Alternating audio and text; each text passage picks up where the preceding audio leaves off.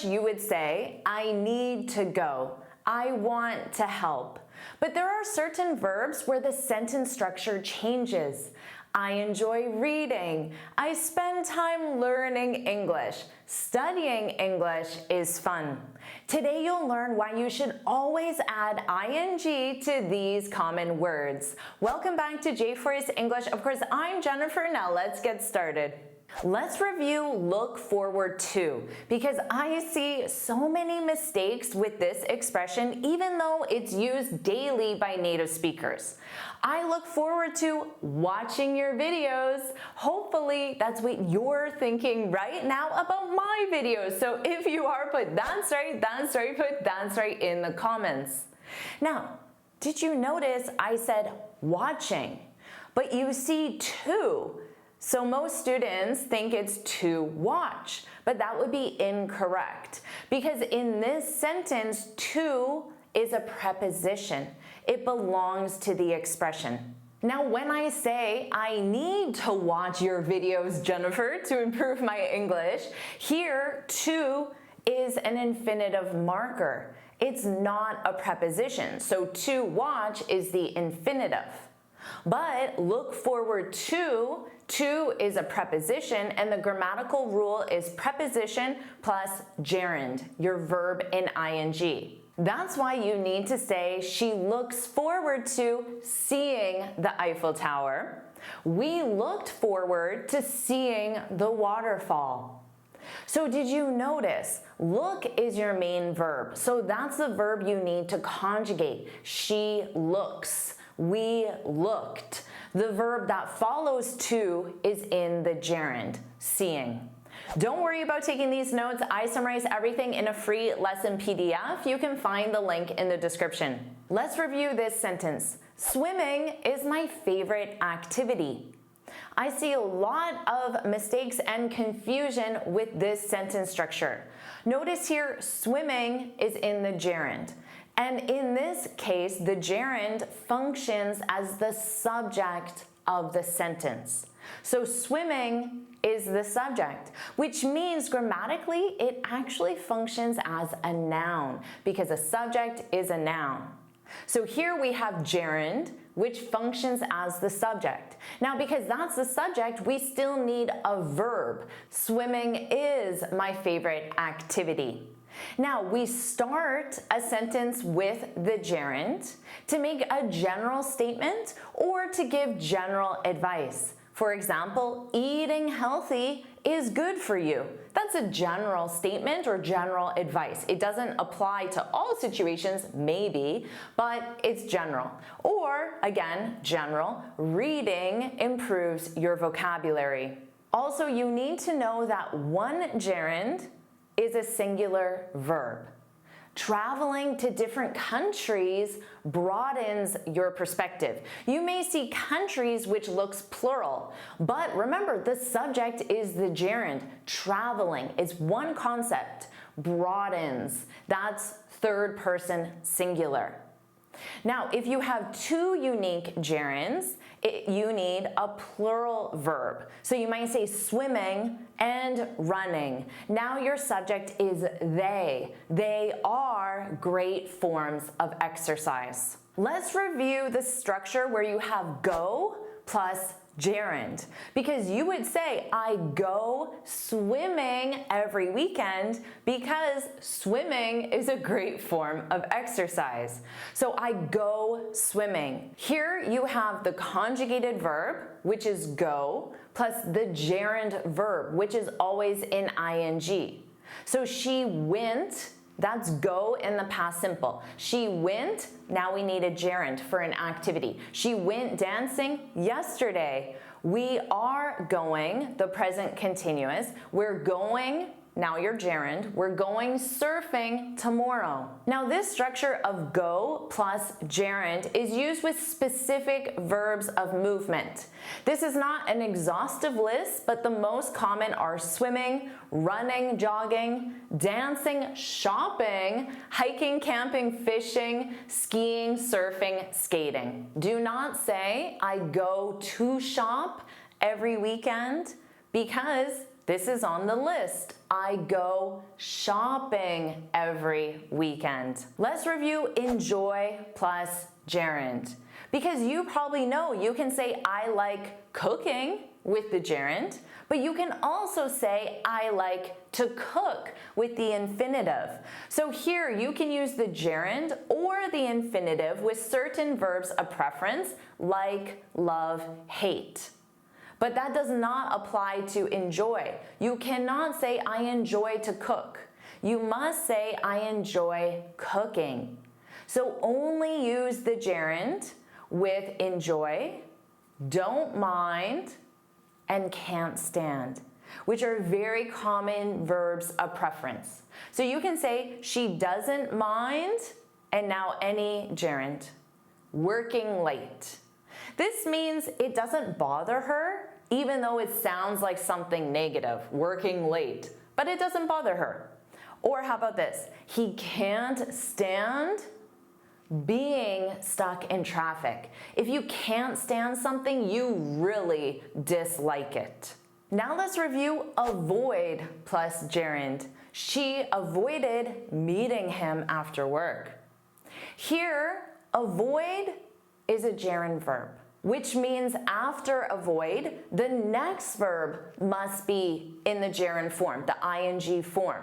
But keep in mind, the verb avoid is conjugated with the subject and time reference. He avoided, that's in the past. He avoided seeing his new client.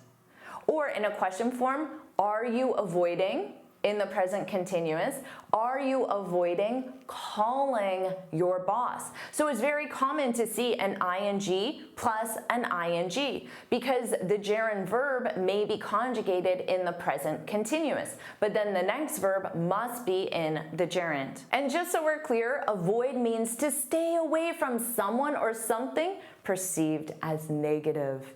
You could say she avoids in the present simple because it's a routine. She avoids drinking coffee late at night. Or they're avoiding driving downtown because of traffic. Now you could also say they're avoiding downtown because of traffic. So here, downtown is a noun. A verb isn't always required in English sentence structure, but when it is required for the examples you're learning today, you must use the gerund. Let's review discuss plus gerund. They discussed moving to another city. Make sure you do not say they discussed about moving to another city. I see this mistake, but this mistake isn't because of the gerund, it's because the student added an additional preposition about, which is not required. And I see this mistake because you would equally say they talked about. They talked about moving to another city. So in this case, you must use the preposition about. And the reason why you're using a gerund is because grammatically, preposition plus gerund. But in the case of discuss, there is no preposition, but discuss is a gerund verb. So we have to discuss plus gerund, or you could use a noun. We discussed starting the new project, gerund verb. We discussed the project, noun. Here's one I see lots of mistakes with. Suggest plus gerund. He suggested hiring a new accountant. Suggest is a gerund verb. Remember, that means suggest is conjugated, but the verb that follows is the gerund. Do not say he suggested to hire a new accountant. And definitely do not say he suggested me to hire a new accountant. But you can use a different sentence structure. You can say he suggested I hire a new accountant. So in this sentence structure, we have suggest plus clause. A clause is a full sentence, subject, verb, object. Now this same rule applies for suggest and recommend. They're both gerund verbs. He recommended hiring a new accountant, or the alternative structure, he recommended We hire a new accountant. Let's review the verb consider. You need the gerund. We considered changing jobs. So consider is a gerund verb. Remember, you conjugate consider, the next verb is in ing. She's considering, so that's the present continuous. But you still need a verb, and that must be the gerund. She's considering applying for the promotion. Now, both consider and contemplate are gerund verbs. So you can say, have you contemplated? Now we need a gerund. Moving abroad. To consider, this means to think carefully. To contemplate, this means to think deeply or seriously. So you can think of it to think very, very carefully. You can say Sarita is considering switching internet providers. More of an everyday decision. But Marshall is contemplating starting a new business. This takes deeper thought and more serious thought. Now let's review be used to plus gerund. Please pay attention because I see so many mistakes with this. We're used to living in a cold climate. So here, be is the conjugated verb. To functions as a preposition, just like look forward to. That's why you need the gerund. She's used to waking up very early. Now, why are we using this structure?